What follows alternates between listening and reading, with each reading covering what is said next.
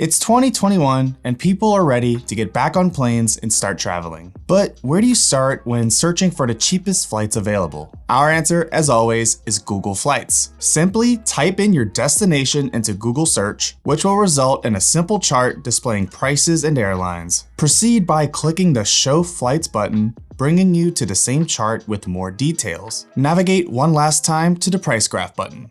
This is where Google Flights shines. First, decide how long you want your trip to be. We typically travel for 6 days, giving us 4 full days at our destination.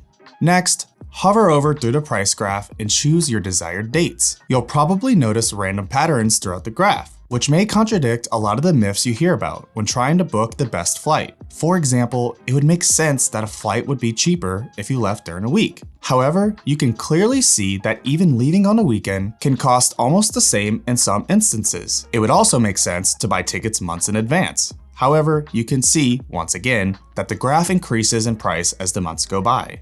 While there's no certain formula to follow, we find that Google Flights price graph perfectly encapsulates the best way to find the cheapest flight. When we're flexible of when we want to go, using the price graph is a piece of cake. We click how many days we want to travel, hover over the graph, and choose the cheapest price.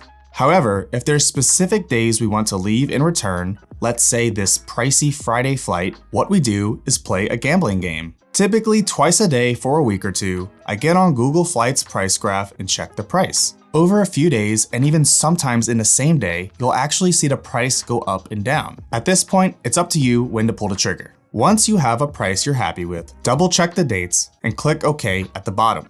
First, sort by price, then the price you clicked on the price graph will be at the top of the best departing flights. Click it, then it'll show you a list of returning flights, again with the same price. Then click that. The price you originally saw on the graph should be the price you end up with. However, there may be a catch. For example, Frontier and Spirit are popular budget airlines here in the US, and they both only give you a free personal item. While not necessary, you have to pay extra for a carry-on, something that's typically free with almost any other airline.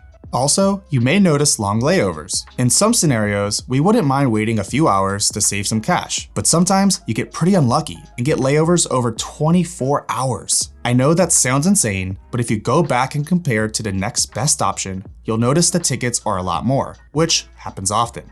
Going back to our original flight, from here, Google will navigate you to the actual airline website, where you can proceed to purchase your ticket. If done right, after avoiding all that BS that airlines try to sell you, you'll end up paying the exact price on the airline's website that you saw on the Google Flights price graph. As always, like, subscribe, and we'll see you at our next destination.